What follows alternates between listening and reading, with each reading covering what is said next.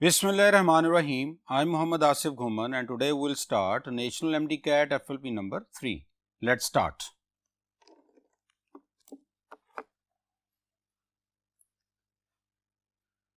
Dear students, जैसा कि ये हमारा थर्ड FLP है तो आइए हम अब शुरू करते हैं।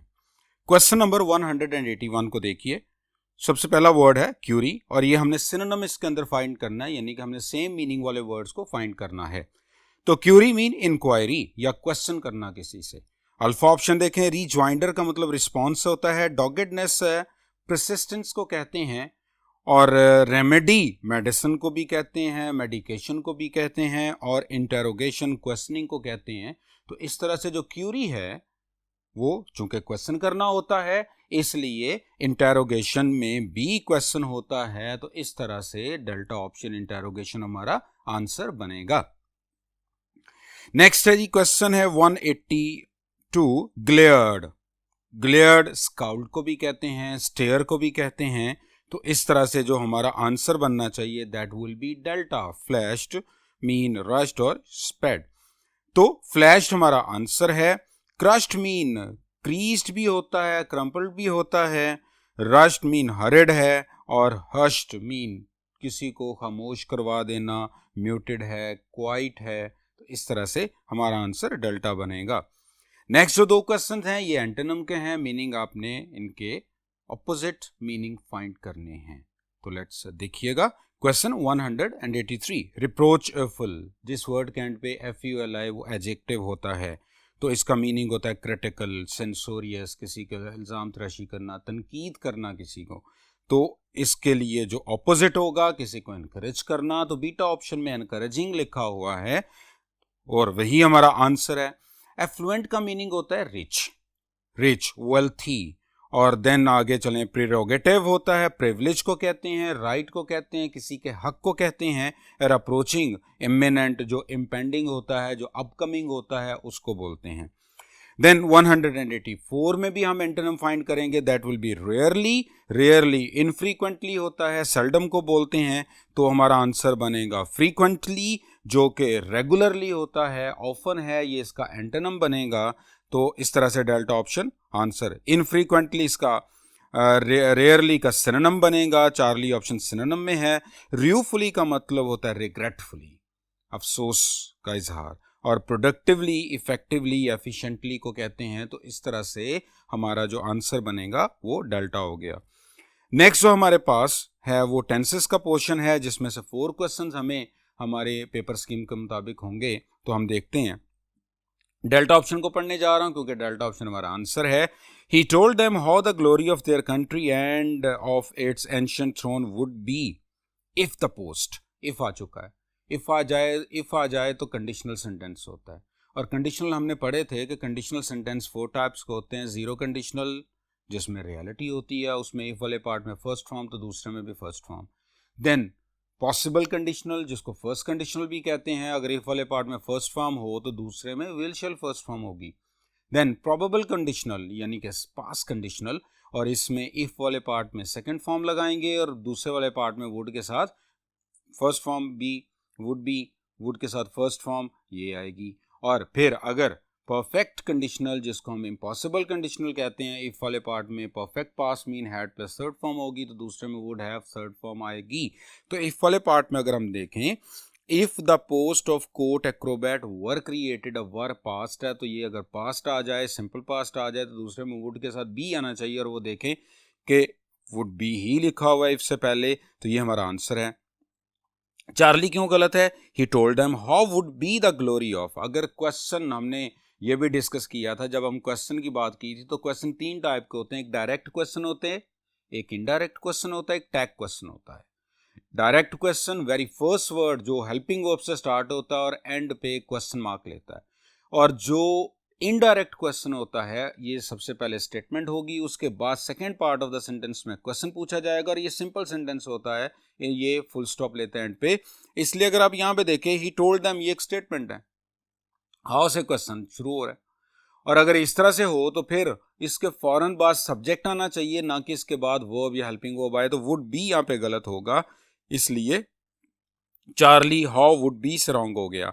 फिर बीटा में देखें ही टोल्ड हाउ, जब हमने वर्ब पढ़ा था तो वर्ब में हमने ट्रांजिटिव और इनट्रांजिटिव वर्ब्स पढ़े थे। ट्रांजिटिव वर्ब्स वो होते हैं जिनके बाद ऑब्जेक्ट आता है, डायरेक्ट ऑब्जेक्ट आता है, और इनट्रांजिटिव अपने बाद ऑब्जेक्ट नहीं लेता। तो टोल्ड के बाद तो ऑब्जेक्ट लगता है, ट्रांजिटिव है, जबकि यहाँ पे ट्रांजिटिव के ऑब्जेक्ट मिसिंग है, तो इसलिए यहाँ पे टोल्ड को हमें सेड में कन्वर्ट करना पड़ेगा। तो बीटा ऑप्शन आंसर, बीटा गलत था। अल्फा में देखिए ये वाले पार्ट में पास्ट है सिंपल, तो दूसरे में वुड फर्स्ट फॉर्म की बजाय वुड हैव थर्ड फॉर्म दिया गया है, अल्फा में वहां से गलती थी। तो इस तरह से क्वेश्चन नंबर 185 का आंसर बनेगा डेल्टा। देन हम देखते हैं जी क्वेश्चन नंबर 186। ये भी हमने वर्ब में पढ़ा हुआ है कि जब कुछ वर्ब्स ऐसे होते हैं जिनके बाद आईएनजी फॉर्म आती है, कुछ के बाद 2+ फर्स्ट फॉर्म आती है, कुछ के बाद ईडी फॉर्म्स आती हैं। तो इस तरह से हमने ये देखना है कि किन किन वर्ब्स के बाद बेयर इन्फिनेटिव यूज करना है, किन वर्ब्स के बाद इन्फिनेटिव यूज करना है, किन वर्ब्स के बाद जेरेंड यूज करना है। तो यहाँ पे देखिएगा आई कैंट हेल्प बट, अगर देखिए कांट हेल्प बट आ जाए तो फर्स्ट फॉर्म विदाउट टू यानी कि बेयर इन्फिनेटिव आएगा। लेकिन अगर बट इसमें से निकाल दिया जाए, कैन नॉट हेल्प अकेला आ जाएगा, तो फिर आईएनजी फॉर्म आनी चाहिए थी। तो बट की वजह से अल्फा ऑप्शन बनेगा, दैट विल बी नोटिस। तो अल्फा ऑप्शन इसका बनेगा क्वेश्चन नंबर 186 का। 187 आई विश रिमेंबर, जब सेंटेंस में विश आ जाए तो विश के अगले क्लॉज में टेंस विश की टाइमिंग को देखते हुए लगाया जाता है। देखिए विश अगर प्रेजेंट की होगी तो हम जो अगले पार्ट का अगले क्लॉज का टेंस है वो पास्ट सिंपल लेंगे। अगर विश पास्ट की होगी तो फिर हम विश से अगले क्लॉज का जो टेंस है वो पास्ट परफेक्ट लेंगे। और अगर विश फ्यूचर की होगी तो फिर अगले पार्ट में वुड या सिंपल पास्ट आ सकता है। तो हम यहाँ देखते हैं टाइम कौन सा। आई विश, मैं चार्ली ऑप्शन पढ़ रहा हूँ, ये हमारा आंसर है। I wish I taken a closure look at that ship when I had the chance. अब व्हेन वाले पार्ट को जरा चेक कीजिए। When I had the chance, had यहाँ पे पास्ट सिंपल है, और जब व्हेन जो है आपको वैसे ही पता है कि व्हेन क्लॉज जो है या सिंपल पास्ट में आता है या सिंपल प्रेजेंट में आता है, तो ये सिंपल पास्ट है। तो व्हेन वाला टाइम हमें बता रहा है कि ये जो विश है ये सिंपल पास्ट टेंस में है। तो past the wish about past है, वो जो है अपना जो विश का टेंस है वो पास्ट परफेक्ट लेती है। तो हैड टेकन आना चाहिए था जो कि चार्ली में है। टूक जो है वो बीटा में गलत है। वुड टेक जो है अल्फा में गलत है, और डेल्टा में when I had the chance है, ये रॉन्ग हो जाएगा। Then question number 188. She dashed to most European countries and now she is going to South America. अब यहाँ पे देखिए दो क्लॉज हैं और दो क्लॉज का टाइम चेक कीजिएगा। She dashed to most European countries and now जो है ये प्रेजेंट है। Now she is going to South America. अब now से पहले जो टाइम होगा, जो प्रेजेंट के बिल्कुल करीब का टाइम होता है, वो सिंपल पास्ट टेंस होता है, सॉरी वो प्रेजेंट परफेक्ट टेंस होता है।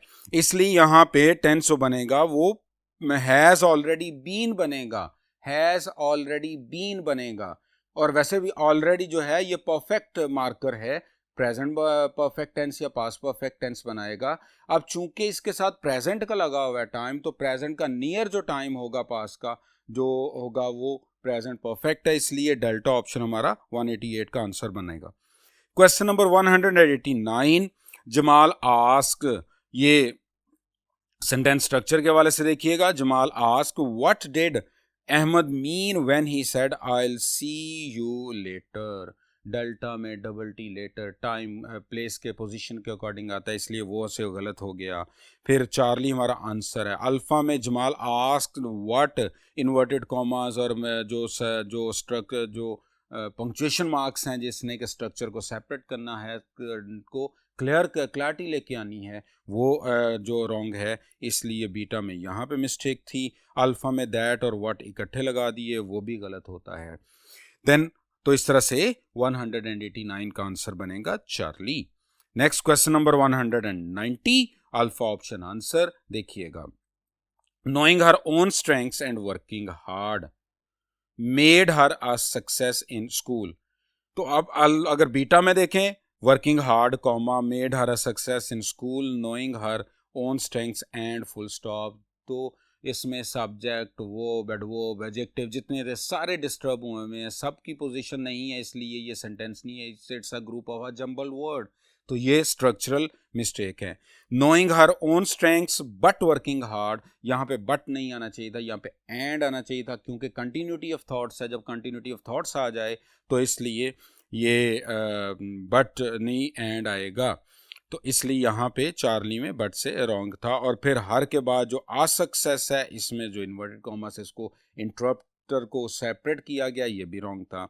और इसी तरह से डेल्टा में एंड से पहले कॉमा, एंड से पहले कॉमा उस वक्त आता है जब दो इसकी कंडीशंस होती हैं, जब दो इंडिपेंडेंट क्लॉजेस को ज्वाइन किया जाए फैन बॉयज से, तो फैन बॉय से पहले कॉमा आता है, या फिर सीरीज में कोई चीज़ लिखी जाए, 3 और मोर देन 3 आइटम्स की सीरीज हो, तब लास्ट पे जब एंड आता है तो उससे पहले कॉमा लगाते हैं। तो इस सूरत में नहीं आएगा जब ये दो ओनली 2 वर्ड्स को ज्वाइन कर रहा है।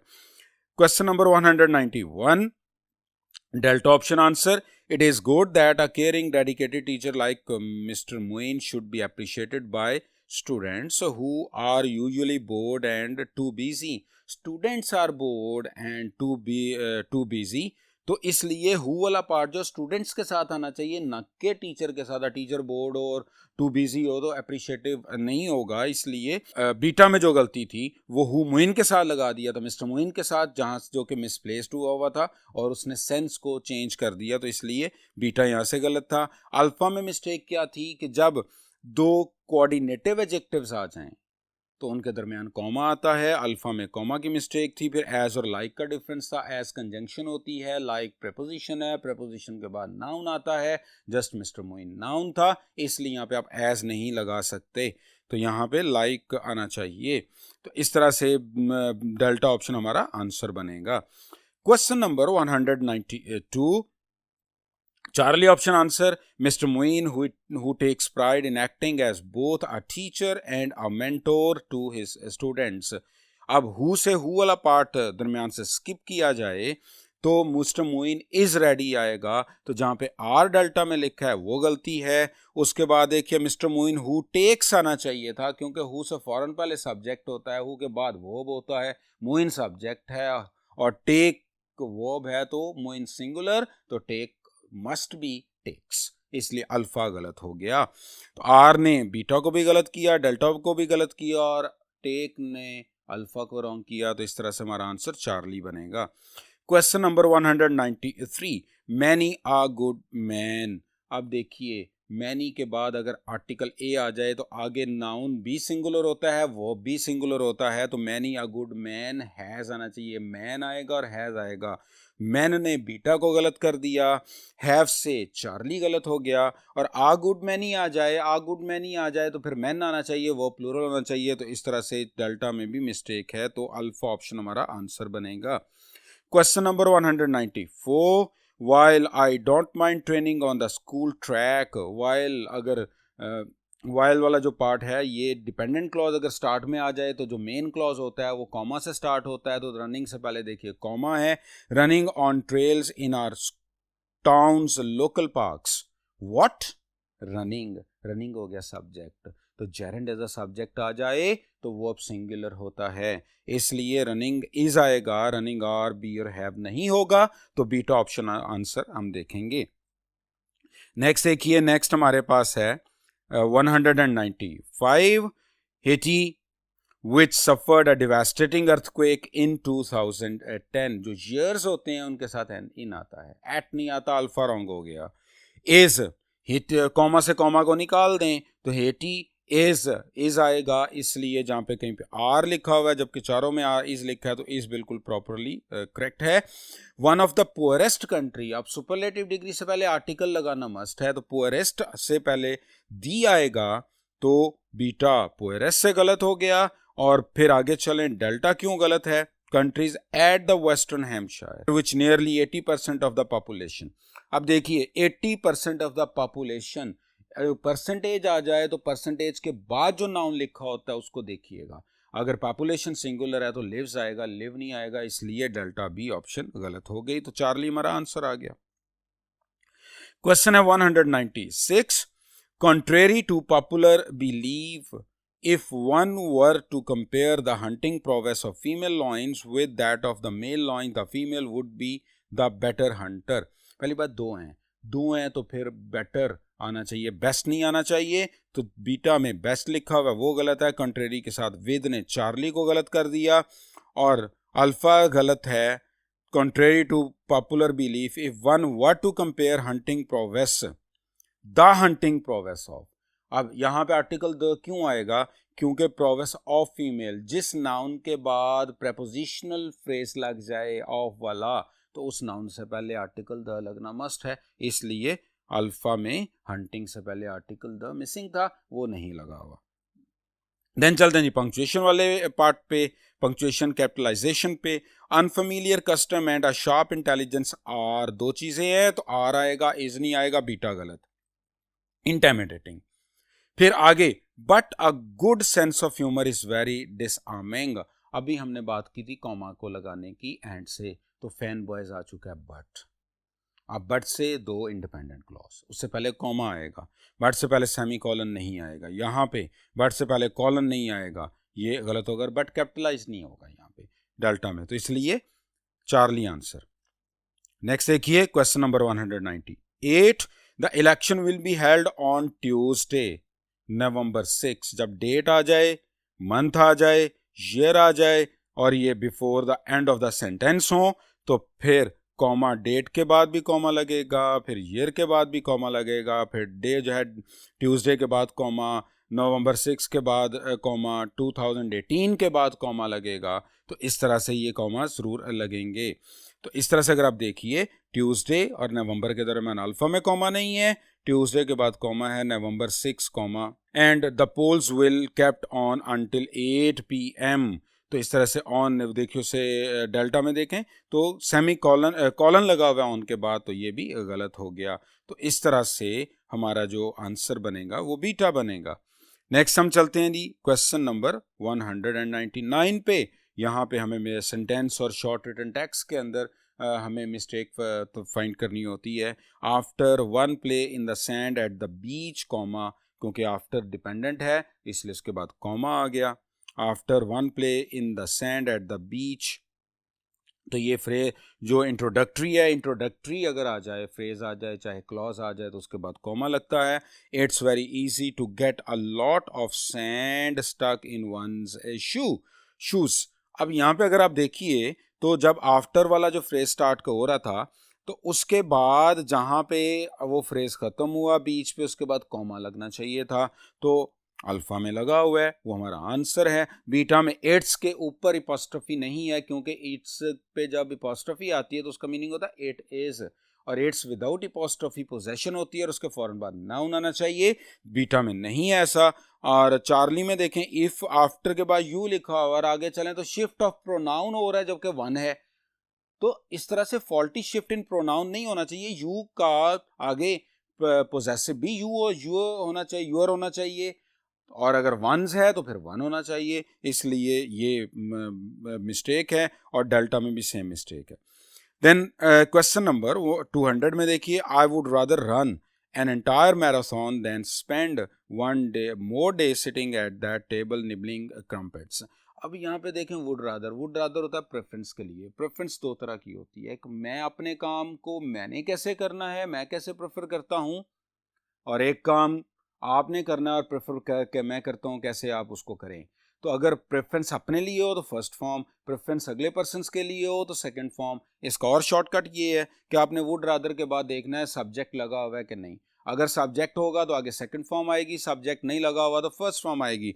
आई would rather run direct verb है, सब्जेक्ट नहीं है तो फर्स्ट फॉर्म लगनी चाहिए, तो अल्फा में रैन लिखा हुआ है वो गलत।